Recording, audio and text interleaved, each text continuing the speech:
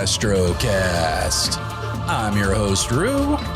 Today is Wednesday, January 15th, 2025.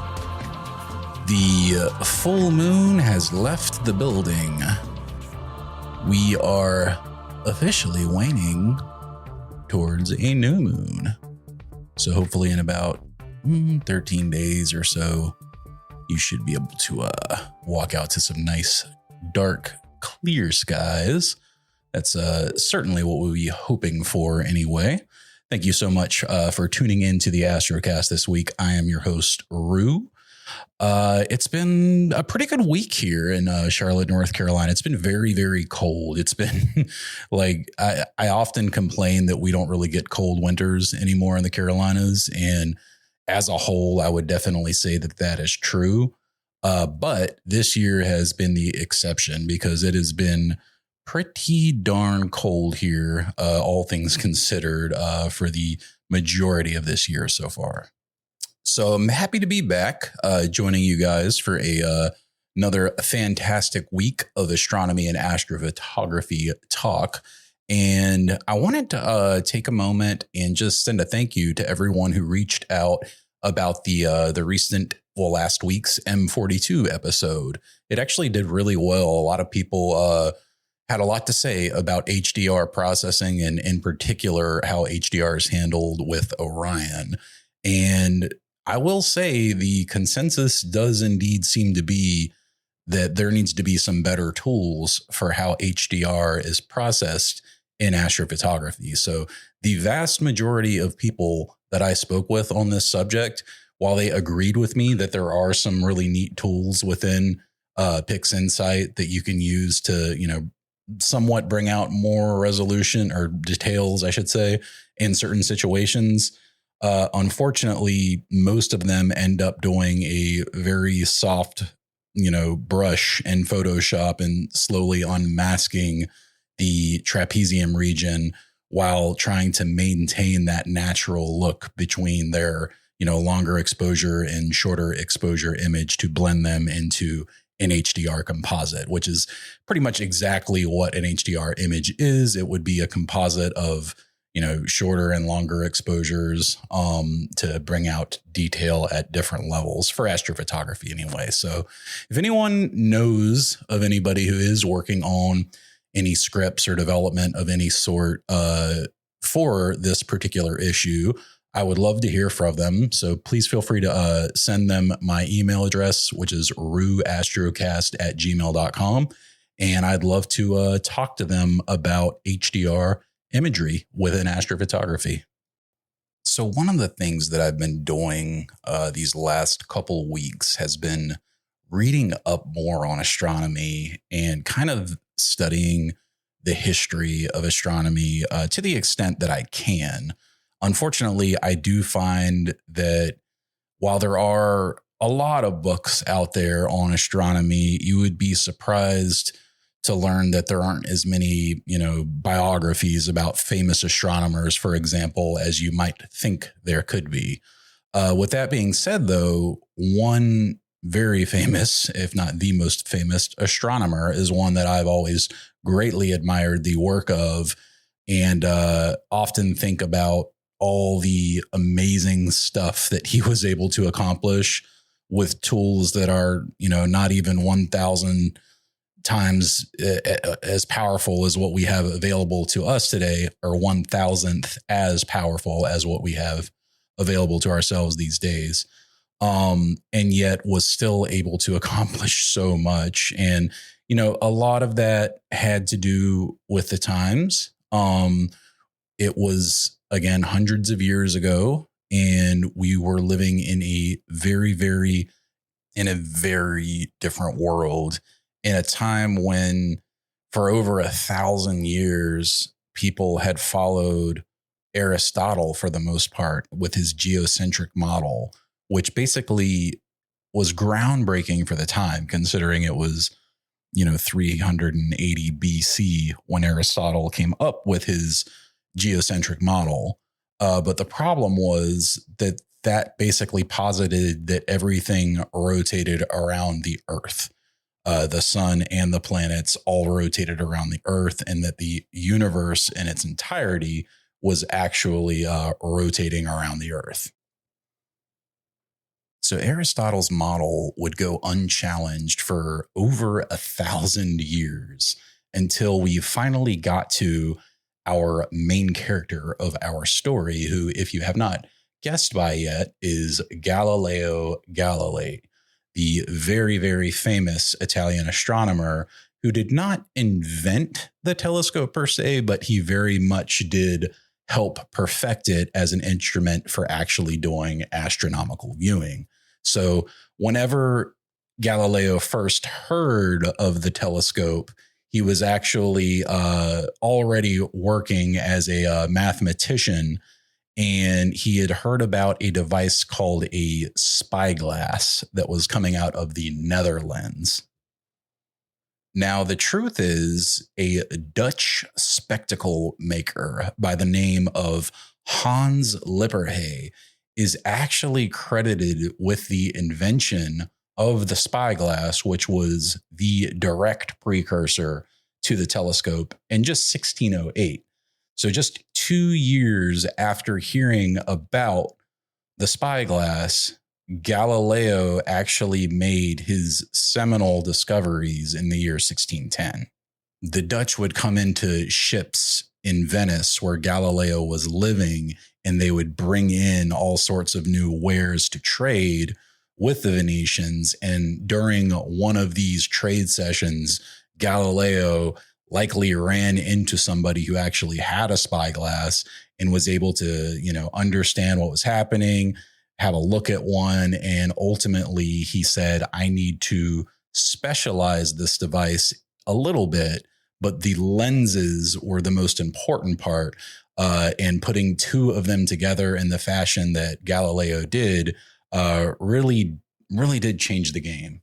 So the spectacles that the Dutch spectacle maker, they would go by, were making just had a magnification of around 3 times. So as you know, 3 times magnification isn't that great when you're doing astronomy. 3 times, it'll certainly get you a closer look at constellations, but you won't be able to get up close and look at planets or nebula or anything like that with a 3x spyglass. So what Galileo did was in 1609, he actually made his own telescope and was able to achieve a magnification of 8 times because he understood the properties of light and how it works and the distance required between 2 lenses to achieve such magnification. So think about it. The year is 1610.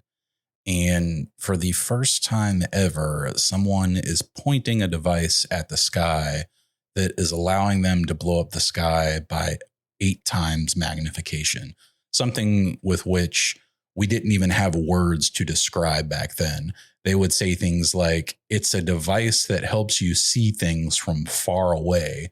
That's how you would have to describe it to somebody, because nobody knew what a telescope or a microscope was. They knew what spectacles were, and they knew that they could make reading letters, better, but they couldn't imagine seeing something from, 1,000 feet away, much less something, millions of light years away. So here comes Galileo, and he is able to invent essentially a new device by putting it on a very stable mount that will allow for really precise aiming at celestial bodies. And what does he look at first? Well, he starts studying features on the moon first. So prior to 1609, people thought that the moon was actually a smooth, perfect sphere. And Galileo was able to very clearly see that they have mountains, valleys, and craters. And this was one of the very first contradictions to the Aristotle point of view that celestial bodies were flawless and unchanging, which is a very, very important point to make, because by saying that heavenly bodies are flawless and unchanging, you are imparting that there is some type of divine being behind these bodies. They've already been made perfect and they will never change. And as we know today, the universe is constantly changing. If anything, it would be amazing if there were not change. But as it was, everybody, believed Aristotle because they had no reason not to, that the moon was indeed a perfect sphere and that it would never change. So Galileo comes out and he says, actually, there are mountains and craters on the moon. Sadly, when Galileo brought his observations to the scientific community to share his findings, many, if not most, scientists and scholars were extremely skeptical, to put it nicely, of what Galileo found. Many of them would even refuse to even look through his telescope. He would literally have a scientist, so-called scientist, standing beside him outside while he is explaining that there are mountains on the moon. And he would say, just look through this eyepiece and you can see with your own eyes. And they would literally laugh him off and say, you've got flawed optics, or it's an illusion, and every kind of excuse that you could think of, and would just outright refuse to even look through the eyepiece. But you have to realize this is at a time where the Catholic Church's authority is total. And nobody wants to challenge the old ways of thinking. So the Aristotelian cosmology and Ptolemaic model, the problem with them is that they were very, very deeply intertwined with the teachings of the Catholic Church. So this idea that we kind of touched on earlier, that celestial bodies, including the moon, were perfect. Essentially, they are perfect objects and they will never change. And that is why the Aristotle model lasted as long as it did. That, and there was no telescope. And while they didn't outright condemn him for his initial observations, those observations and words that Galileo spoke to truth, they most certainly laid the groundwork for the future conflicts that he would have with the church. And he would continue to advocate for the Copernican heliocentric model, Galileo would, and yet things would only get worse for him, as we know, as time went on. But let's back up a little bit before we get to the church condemning Mr. Galilei. So first of all, let's talk about who Galileo the man was. So he was born February 15th, 1564 in Pisa, Italy. Now, today in the modern world, that would be in Florence, Italy. So Galileo was one of 7 children. So he had a lot of brothers and sisters, and he did have a mother and father at home that were huge influences on him. Though I will say my understanding is that Galileo's father, Vincenzo Galilei, is generally seen as a bigger figure in Galileo's life. His mother, Julia Eminati, it is suggested through historical records that she was very much a hard-headed, strong-willed, determined type woman. She kept a tough but clean and neat household. Was very firm with discipline, and they having 7 children and the father being a musician, generally were a fairly poor family, all things considered. Now, Vincenzo, though, Galileo's father, he's a pretty interesting figure. So he is actually a musician, and he is a rather famous lutist at the time. If you don't know what the lute is, it's a early precursor to the guitar that was very, very popular back in the Renaissance days. And if you've ever seen a Lord of the Rings movie, then you've certainly seen someone play a lute. if you've ever encountered something called a bard in your life, you have seen the lute. So Vincenzo is actually a celebrated composer and music theorist during the late Renaissance period. And he actually ends up making many contributions to the development of musical theory. So he had a very, very large contribution on the world that I don't think a lot of people hear about, because he was also the father of Galileo, obviously. So I think sometimes our kids tend to outshine us a little bit when we look back. And I think Vincenzo would certainly be very, very proud to call Galileo his son. His mother, on the other hand, that's kind of hard to say. So when Galileo was 13, it was already very apparent how bright he was, but he was also a bit of a tortured soul, truth be told, and needed some stability in his life. You can imagine if you're growing up with, 7 siblings altogether, and you're in a poor household with, a fairly strict mother who runs the household, that any sort of stability that you could get having a brilliant mind would be something that you would very much cling to. So seeing how bright their son is and knowing that there is a real chance that if they get him the tools that he needs, he could, be something great one day. The mother and father decide when Galileo is just 13 years old that they are going to send him to Vallombrosa Monastery. So this is in Santa Maria di Vallombrosa, forgive me, but it's near modern day Florence, Italy. And it was a Benedictine institution and a monastery that was well known for its high standards in education in humanities, mathematics, and logic, which was something that Galileo was also very much interested in, particularly mathematics and logic. Maybe not so much on the humanities, but later in life, he would focus more on humanities than one would think. So the parents are thinking to themselves that they've got, a great opportunity here because their son is at these very formative years. They can tell that he's very bright, and they have an opportunity to send him to an institution which is known for excellent education standards. So they see it as a win-win. Unfortunately, though, for Vincenzo and Juliet, Galileo fell in love with the monastery. He very, very much appreciated the monastic lifestyle, which really emphasized scholarly pursuit and spiritual reflection. And a young Galileo very, very much needed this in his life. And he was drawn to the religious discipline and very contemplative life that the monastery offered to him.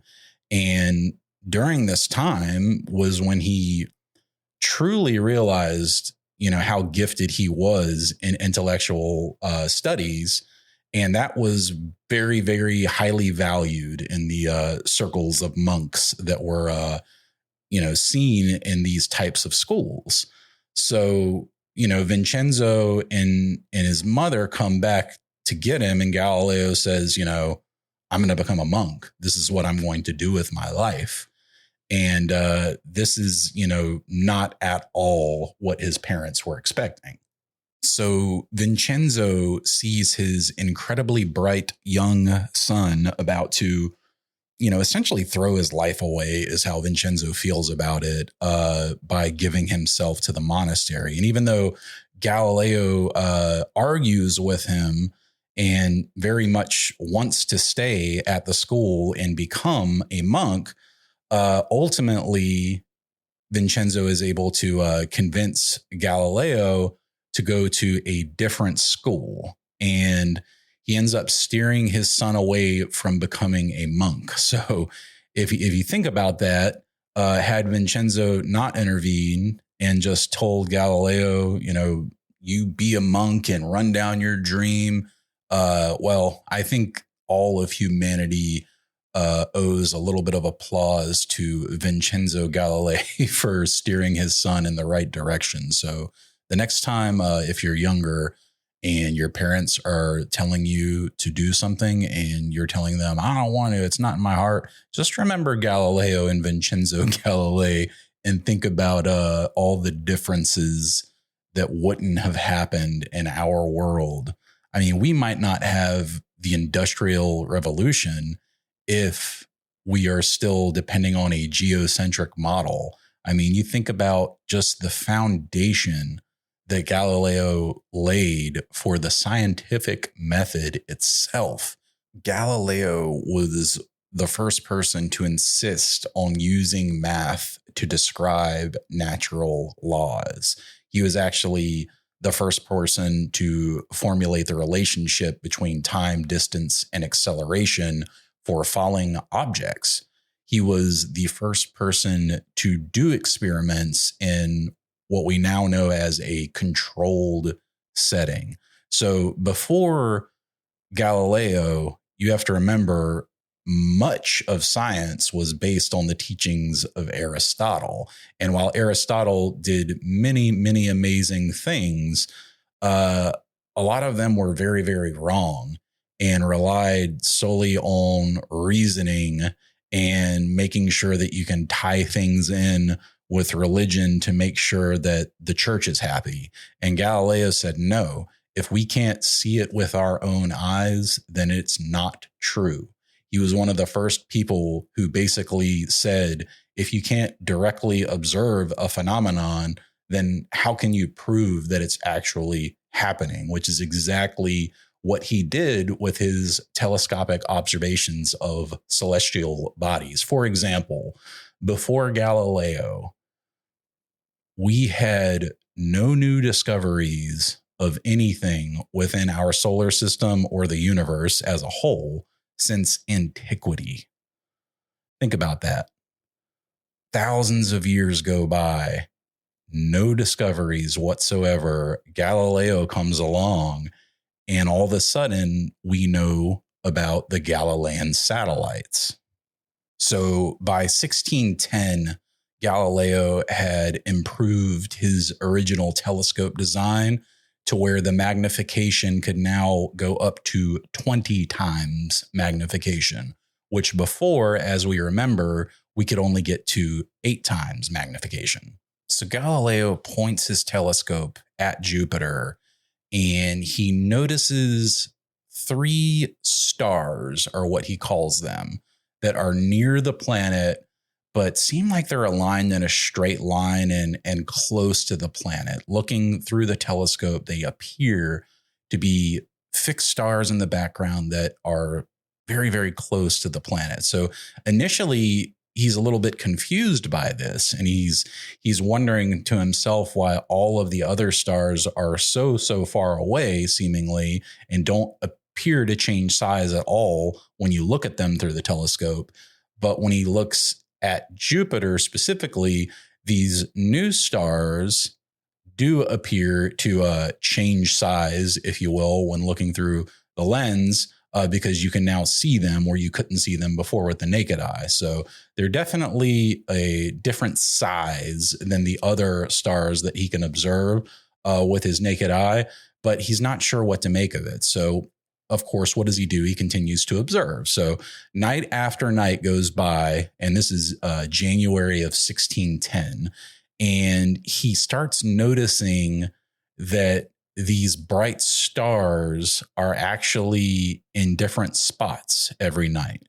So they seem to be changing relative to Jupiter's position. So not only that, but the movements are kind of unusual to them. He's watching these happen. And then to his absolute delight and surprise, on January 13th of 1610, he observes a 4th star. So Galileo starts tracking the patterns of these movements. So he looks each and every night that he can at Jupiter. And after watching these four stars move around Jupiter and then disappear and reappear, he finally realizes that these are objects that are orbiting Jupiter. And you have to think for a minute. This is the first new object discovered since antiquity in our universe, and it is orbiting another planet. So, mind you, a lot of people, most people, in fact, are still under the belief that Aristotle's model is correct and that everything revolves around the earth because that is the way that God made it. But the problem with that is, why would everything revolve around Earth, but this other planet that is, a few doors down from us clearly has four objects that are orbiting around it? So at the time, Galileo names these the Medicean stars in honor of the Medici family, which were patrons of him and his families at the time. And it's ironic because he always referred to them as the Medicean stars. And yet today we know these as the Galilean satellites. So after observing Jupiter through all of January and February and coming to his conclusions, what does Galileo do? He turns around just a month later in March of 1610 and publishes his famous work, The Starry Messenger.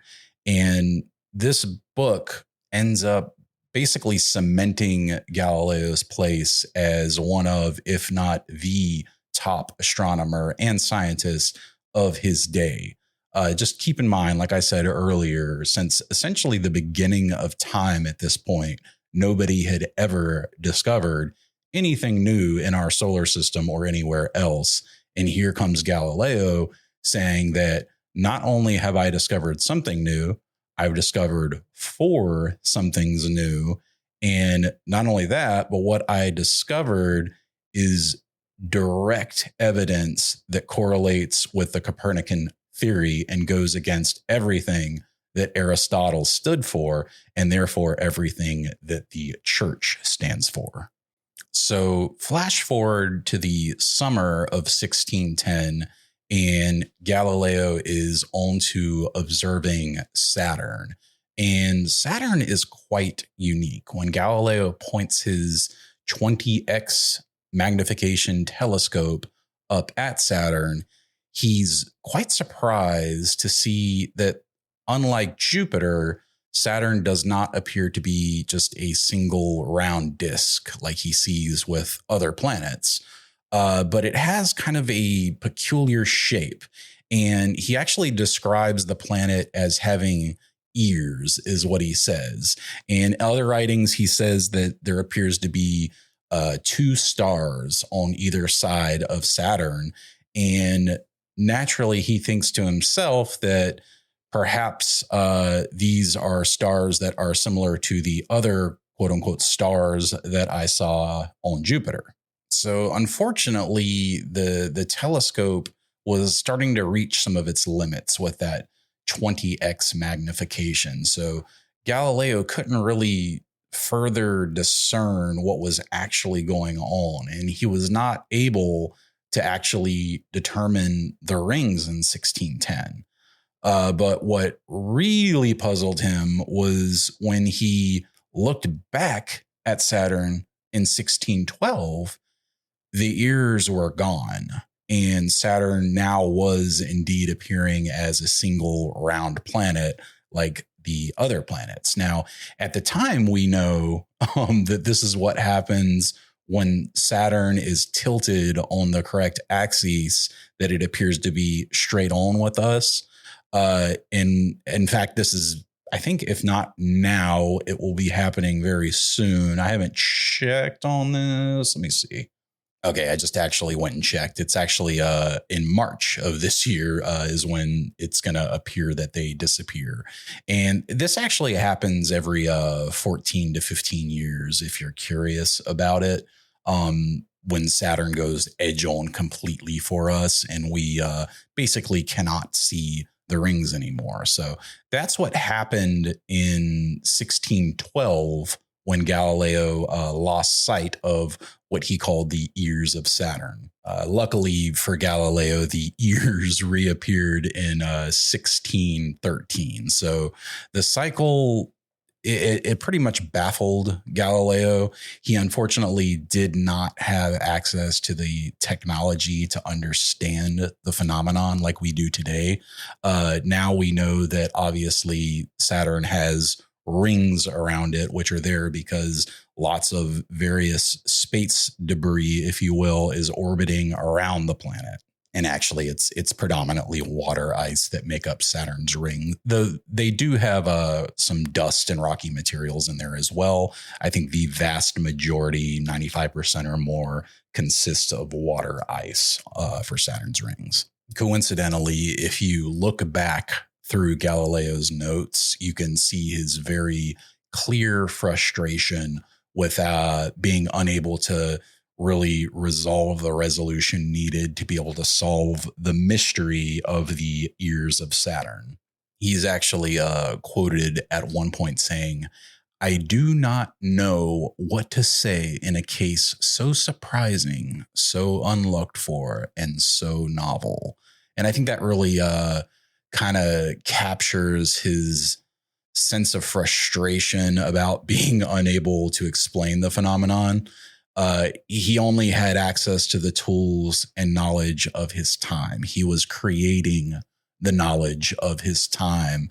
And it would be, another 45 years before the technology was available to where the mystery of the ears of Saturn could be solved. And it would be one Christian Huygens in 1655 that would finally propose that there were indeed a thin, flat ring encircling the planet. And so Christian actually was able to use a much more, for the time, advanced telescope than what Galileo had.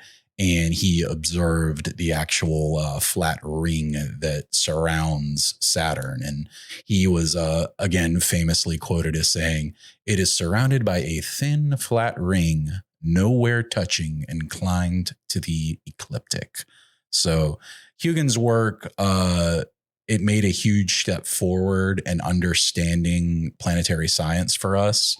And even though he might not have had the tools needed to see the rings for himself, he was indeed the first person to see the rings of Saturn. Galileo was, not Christian Huygens. He was the first person to see them and be able to know what he was looking at. Kind of, if you think about it, because actually we didn't know that it was ice water until our understanding became even better. So like all these things we take for granted nowadays because we think we know so much, but it's all been extremely iterative. So keep in mind, it was over 1,000 years between Aristotle and Galileo. That is a very, very long time to pass with no real steps forward and scientific breakthroughs. I just realized I keep saying 1,000 years, but Aristotle actually lived in 322 BC.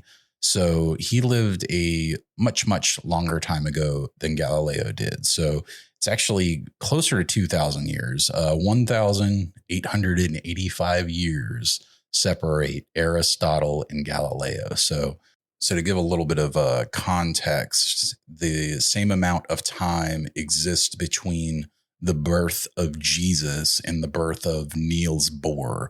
So you're talking, that long of a time, 1,885 years has gone by since Aristotle came up with his theory, which very much reinforces the church's idea that Earth is the center of the universe.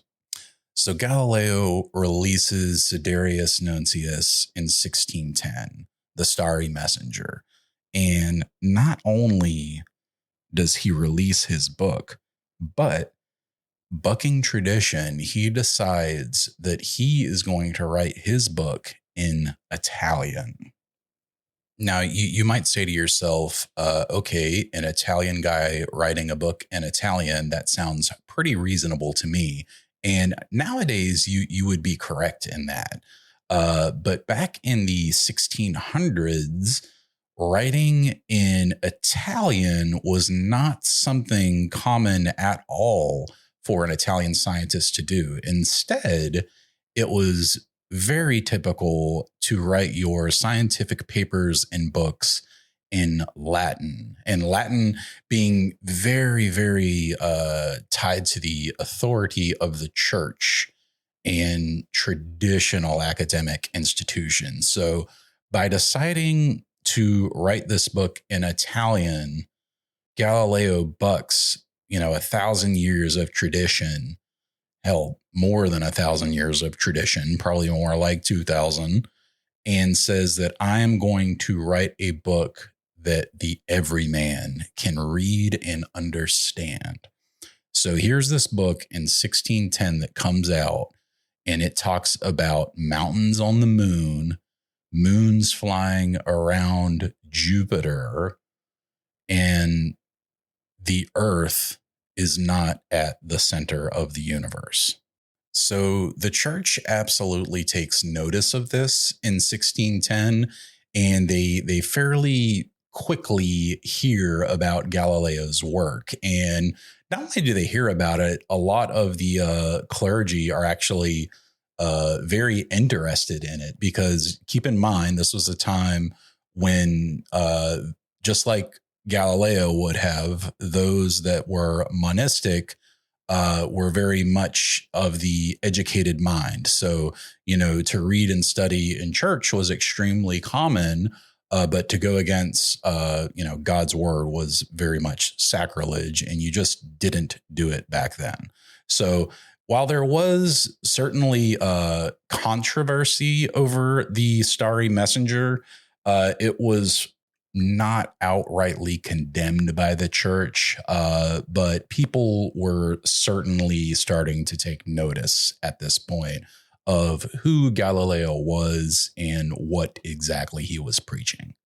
So while the book was very much rooted in Copernican ideals, Galileo did not come right out and say he was a quote unquote Copernican until roughly 1615. And it was at this point that Galileo basically began openly supporting the heliocentric model. And this stated that it was the sun and not the Earth at the center of our solar system. Now, the Catholic Church saw this, and they were not happy. They wanted people to adhere to the geocentric model, and they said, we have to, base what we know off of interpretations of scripture. And to agree with Galileo was potentially heretical. So what is a heretic? Because this is the first but not the last time that we're going to hear the words heretic and heretical when referring to Galileo. So traditionally, a heretic is defined as a person who holds or promotes beliefs that are considered heretical by an established authority, especially in a religious context. Now, being heretical means that you are in opposition to the accepted doctrines or teachings of a particular religious authority. And obviously, during the 17th century, the Catholic Church was the religious authority, at least in the Western world. So the Roman Inquisition is established in 1542. So, not even a century before Galileo starts laying the groundwork for, proving the Copernican model. And by the 1600s, they were basically running on full steam ahead, and they were prosecuting heretics on the regular. So all they had to do was summon you to Rome, and there you would essentially be interrogated and then highly encouraged to confess.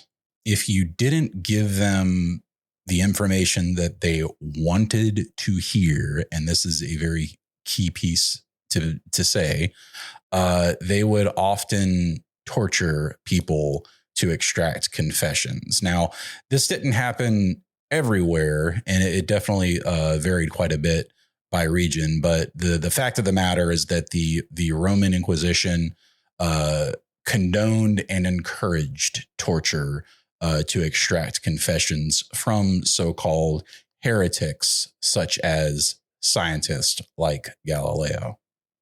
So, what it meant to be convicted as a heretic definitely varied a lot. And it really depended very much so on the person's basically willingness to recant their prior statements. So, if you confessed after they tortured you that you knew that it was wrong to say that, the earth orbits the sun, then they would let you remain a member of the church. But if you refused to admit that the earth was not the center of the universe, then you could be completely excommunicated from the church. And that might not sound like that big of a deal to us living in 2025, but in 1610, to be excommunicated from the church was essentially, social suicide. You would lose access to your family, your friends. You couldn't get a Christian burial, which meant that you would essentially go to hell after you died, and therefore continue your spiritual penalty for an eternity. You were just completely ruined. So you were honestly almost better off being imprisoned than excommunicated, because to be excommunicated meant that you lost contact with everything that you held dear to you. And while Galileo was not totally excommunicated, we will see exactly what happened to him. Please understand that the church was not doing this just to enforce religious orthodoxy. They were maintaining political power. Heresy was seen to threaten all of Christendom.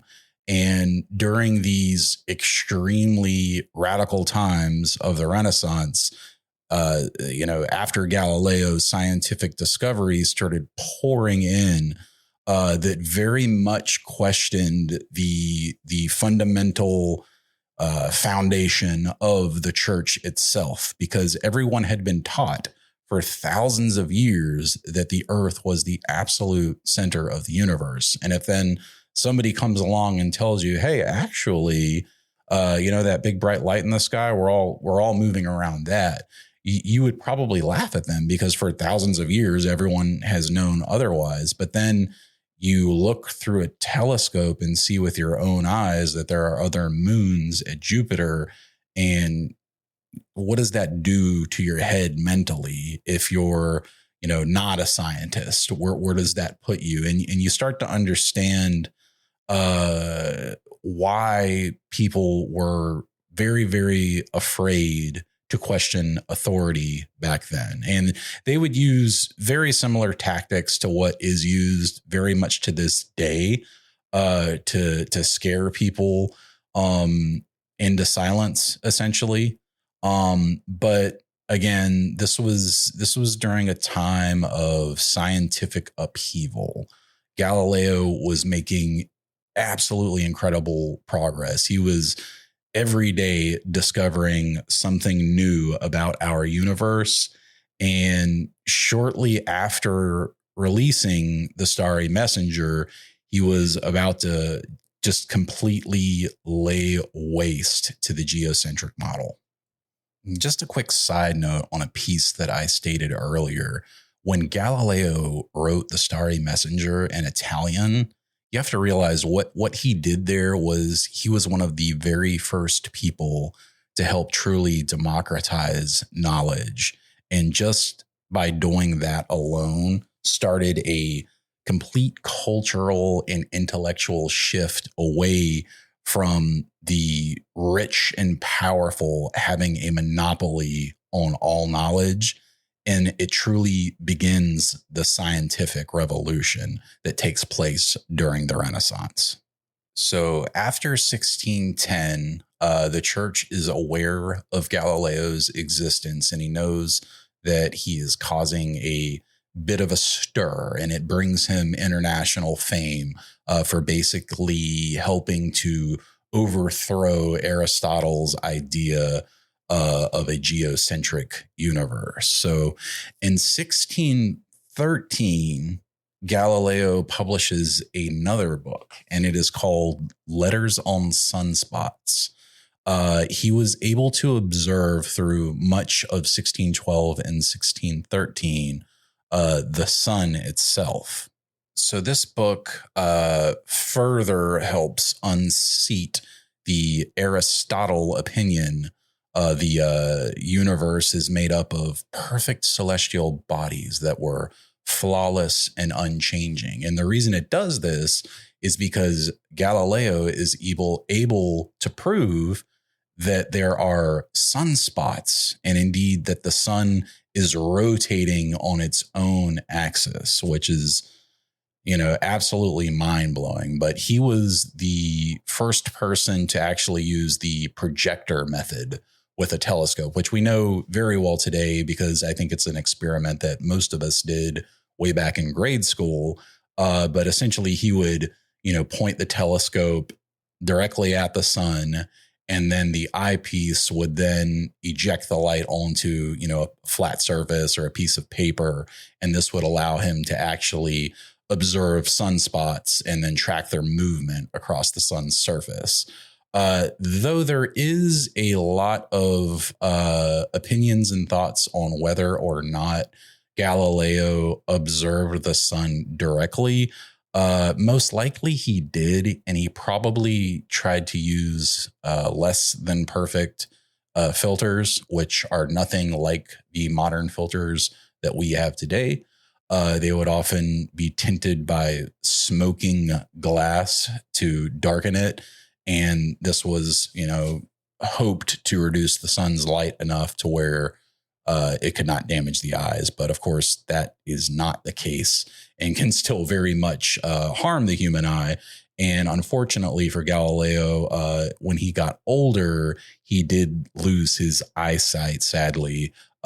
Most likely, most people say it was due to his observing the sun so many times. But even though he lost his eyesight from observing the sun, without his observations, again, we would not have gotten rid of the Aristotle model and moved to the Copernicus method. So it really did change the way of thinking at the time. And when we realized that, everything that we saw in the heavens was not just this perfect celestial body that's a perfect sphere, and indeed is a big ball of fire and gas that's burning brightly in our sky.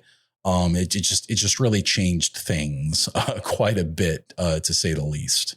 So even though the church knew of Galileo in 1610, they definitely knew about him by 1613. So by this time, he's pretty much internationally known as one of the absolute best in his field, and he has certainly caught the church's eye because his books not only support the Copernican heliocentric model, but they actually have direct evidence that contradicts the Aristotelian Ptolemaic viewpoint, which the church very much was still trying to protect, even though, anyone who knew anything, including the church clergy themselves, could see that the writing was on the wall, and that, as this technology became more available to the masses, including in books. Thank you again for writing it in Italian and not Latin. They knew that people were going to get wise to this. So, they have the Inquisition, and it's there to prosecute enemies of the church. And Galileo is very, very quickly becoming an enemy of the church. So Galileo, despite all of his international fame and the financial success that came along with it, he still very much needed to take care of his family. And at this time, he grew to really despise teaching. He basically just didn't like teaching. So even though he very much shared his knowledge and was very much a teacher in the purest sense of the word, to all of us astronomers, to actually go into a room full of students and teach, after all the things that he had done and continued to work on, was not something that appealed to him whatsoever. A few years after he publishes the book on sunspots in 1616, the Catholic Church officially declares the Copernican model formally heretical because it contradicts certain interpretations of Scripture. And Galileo famously wrote to Grand Duchy Christina back in 1615, defending the heliocentric model, and basically arguing that the Bible should not be interpreted literally when it comes to scientific matters. And he also made a point to point out that none of the planets were directly mentioned in the Bible. So Galileo would continue advocating for the heliocentric model and debating with scholars. He privately considered himself to be a theologian, and loved to debate clergy as well. He was well known as loving to scientifically defend his beliefs, and was very, very good at doing it, despite the fact that many of his peers at the time were still thinking in very old ways and could not basically wrap their head around what Galileo was doing. So Galileo hears about the heliocentric model being declared heretical, and the church actually takes Copernicus's book on revolutions and adds it to the list of forbidden books. So essentially, even reading about the Copernican model from Copernicus himself is forbidden at this point. So even though he knows about this, Galileo continues working privately on his ideas which support heliocentrism. And this is the period of his life, which is a little bit less talked about in the years, after his initial, big discoveries between 1610 and 1615 on the moon and Jupiter and Saturn, etc. During these years, he does continue working privately on his ideas. He continues corresponding with scholars across Europe. He refines his arguments on the heliocentric model system and explains, why it is scientifically superior. And it's during this time, coincidentally, that he gets appointed as the mathematician and philosopher to the Grand Duke of Tuscany, which is a very, very prestigious position that gave him the financial stability that he was looking for. But more importantly for Galileo, had a clause in the contract which stated he would not have to teach. Remember, he was not a fan of teaching. So he continues his work and research on motion and mechanics. And later in life, he actually ends up publishing what would end up becoming an absolute bedrock to modern physics. So he studied between 1618 and 1632, specifically motion and mechanics. And it was during this time that he famously was able to measure falling bodies on inclined planes. I won't get too big into the details there, but he was one of the first people to use a controlled, recreatable environment while measuring things like the speed of falling bodies, projectile motions. And these essentially were the early concepts that laid the groundwork for the Newtonian laws of motion, which of course Isaac Newton would come up with much later. And it's also during this time, during the 1620s, that Galileo begins writing what would become his most famous book that he ever writes. And it's called Dialogue Concerning the Two Chief World Systems. And it probably sounds much, much prettier in Italian. This book, again, famously published in Italian, it made it much, much more accessible to a very wider audience. And this was essentially Galileo's line in the sand defense of the heliocentric model. So he basically takes a debate between two fictional characters and has them having a dialogue back and forth, talking about the geocentric model versus the heliocentric model. And obviously, one of the two during the debate ends up convincing the other why the heliocentric model is correct and proves it by showing the science behind the heliocentric model that Galileo has studied so much over the past 30, 40 years of his life. And it was this book in particular that ended up sparking absolute outrage among the church. It was seen as a direct challenge to the church at this time. So Galileo had already been walking a fine line for over 3 decades, and he really had enough of it. He knew that he was correct because he had done the science and confirmed it over and over and over again through his observations. So to so pointlessly cling to this old way of thinking was just ultimately something that he really could not stand for. But unfortunately for him, the Catholic Church was at the absolute height of its power thus far back in those mid 1600s.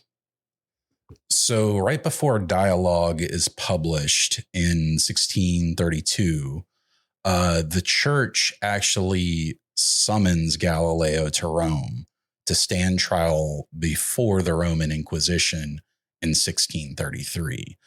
Galileo did everything that he could to not leave. He was not in great health at the time, and he actually wrote back to the, I believe, cardinal that had summoned him and explained that he was in very poor health, and even offered to have his doctor write a letter stating that Galileo would not be able to travel due to his health issues. And the church responded with, "We'll send our doctor to you," which obviously Galileo did not want. So ultimately, he ends up coerced into accepting the invitation and ends up going on trial before the Roman Inquisition. So if you think back, way back in 1616, Galileo had already been warned by the church not to teach or defend the heliocentric model. They had at that time declared it formally heretical because it contradicted their scriptural interpretations. But Galileo obviously continued his work in private and then ends up publishing Dialogue in 1632. And that was when they summoned him to the Inquisition. So the charges that were actually brought against Galileo started with having violated the 1616 decree by basically continuing to defend and teach the Copernican model. So basically, they said that he was breaking the law of God by teaching the Copernican model. Specifically, he was charged with vehement suspicion of heresy.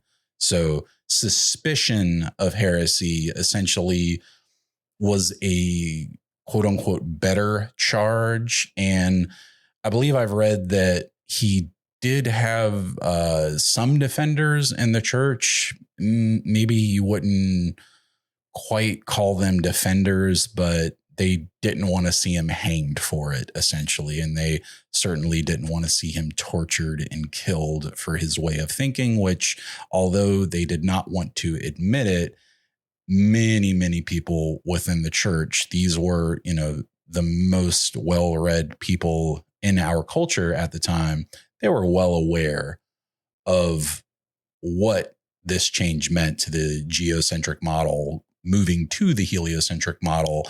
And they knew exactly what Galileo meant when he described the motions of heavenly bodies and when he described the moons of Jupiter and ultimately sunspots and Dialogue and everything else that he did. This was not news to them. It did not come as, shock and awe to the church that we might rotate around the sun. They knew the truth. They didn't care. And they chose to charge him with suspicion of heresy anyway. So what Galileo tried to argue in his defense was this was fictional work. It was a hypothetical discussion between two hypothetical individuals and therefore could not be construed as a direct endorsement of heliocentrism or anything else for that matter, because it is a fictional work. Luckily for Galileo, he did have, like I said, some friends in high places in direct relation to the church. And while he was actually on trial, he stayed at the pleasure of the Grand Duke Ferdinando II of Tuscany, who actually intervened on Galileo's behalf and let him stay at the Tuscan embassy for his trial in fairly comfortable conditions compared to what the average heretic would have gotten from the Catholic Church at that time, which certainly would not be comfortable conditions with the Grand Duke of Tuscany. So even though everybody pretty much knew the score, Galileo was found guilty of vehement suspicion of heresy, and he was essentially forced to publicly recant his support for the Copernican model. So he was basically forced to say, I don't believe in the Copernican model. But the funny thing is the cat was already out of the bag by that time. It had been 20 years since Galileo somewhat invented the telescope, took a spyglass and turned it into a telescope. And knowledge had already spread amongst his peers and the church and the people, because again, he wrote his books in Italian so anyone could read them. And while I told you earlier on that many scientists would laugh at him and not even look through his eyepiece, that is not to say that all scientists laughed at him and would not look through his eyepiece. Many people listened to what Galileo said.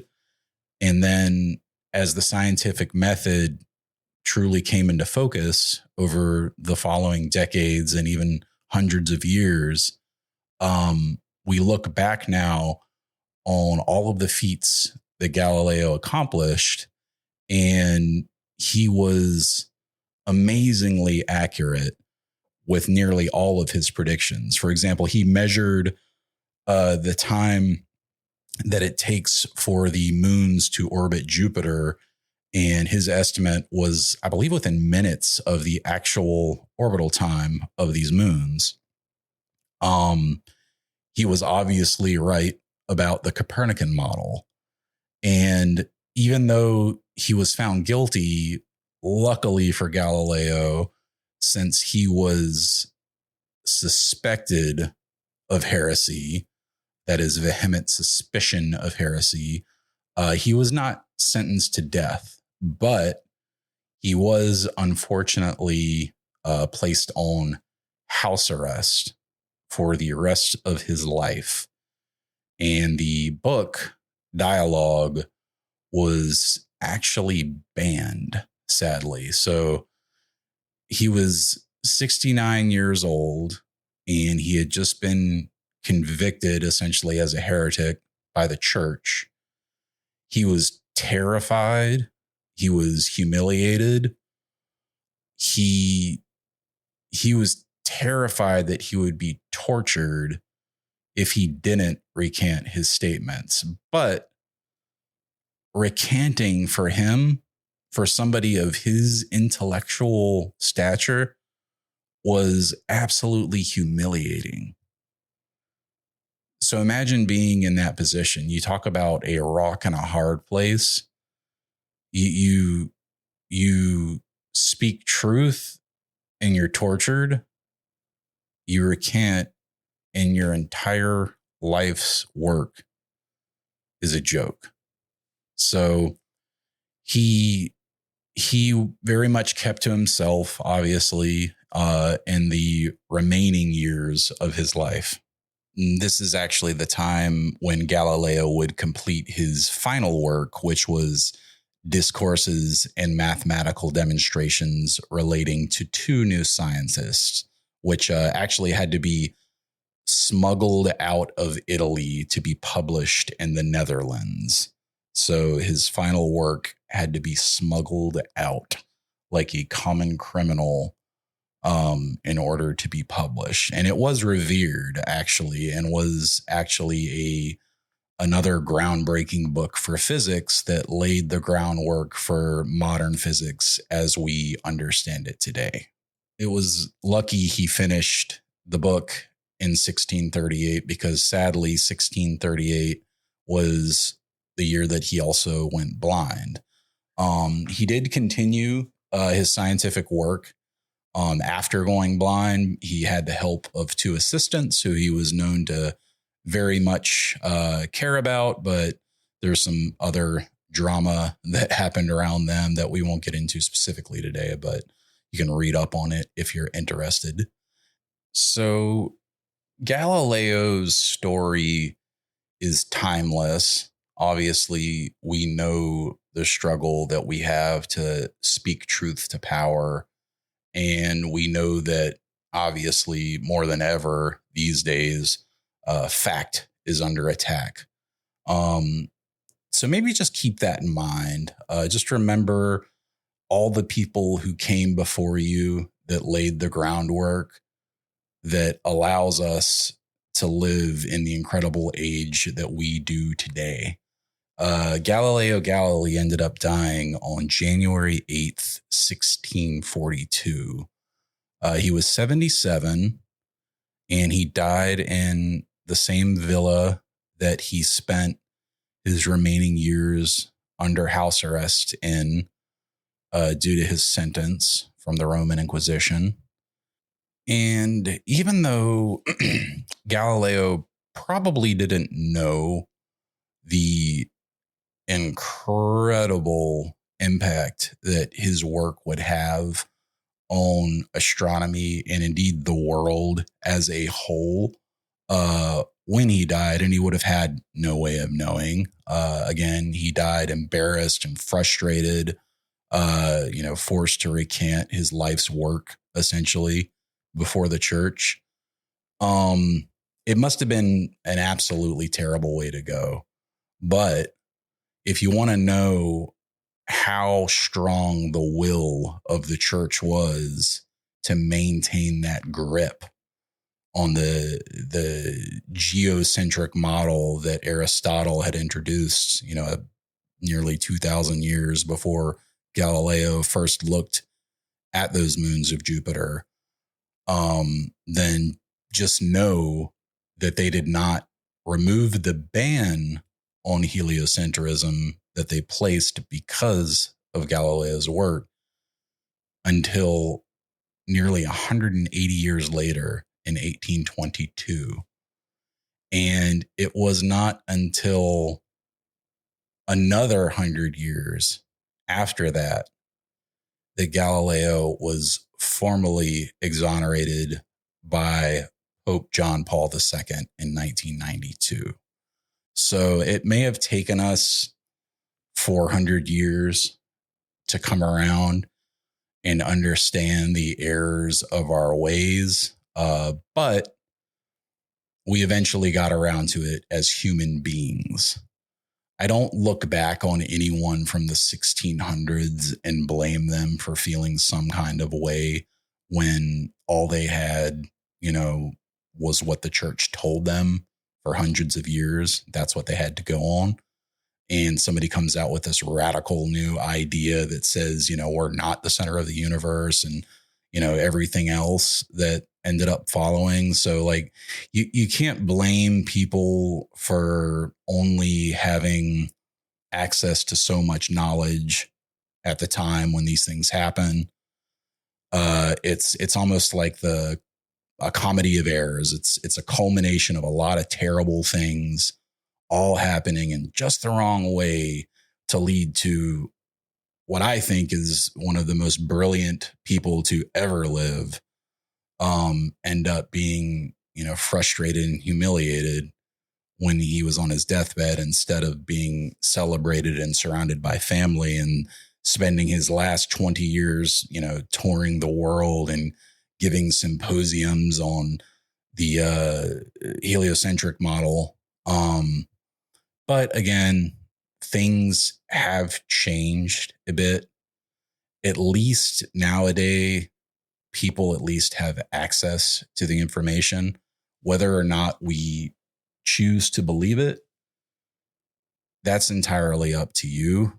That's entirely up to us. But remember, people like Galileo were the ones who laid the groundwork for modern science. And I guarantee you someone who is listening to me right now is only alive today because of the advancements of modern science. So when modern science as a majority says something is happening, we would do well to look back to history and maybe not ridicule them for saying it. Maybe we could, look within ourselves and say, maybe we don't know everything there is to know about this world yet. Perhaps we have only scratched the surface and we're still just looking at the ears on Saturn. Thank you so much for listening to the Astrocast this week.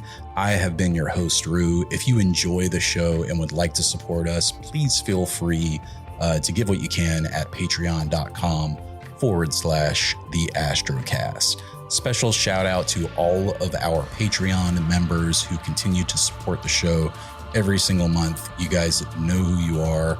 Thank you so much for always being there. And another special thank you to our friends at Dark Dragons Astronomy, who always sponsor the Astrocast. We'll be back next week with another new episode. Thank you so much for tuning in to this episode of the Astrocast.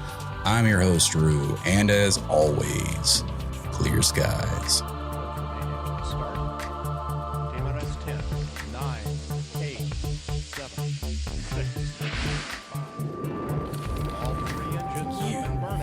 Listening to the Astrocast.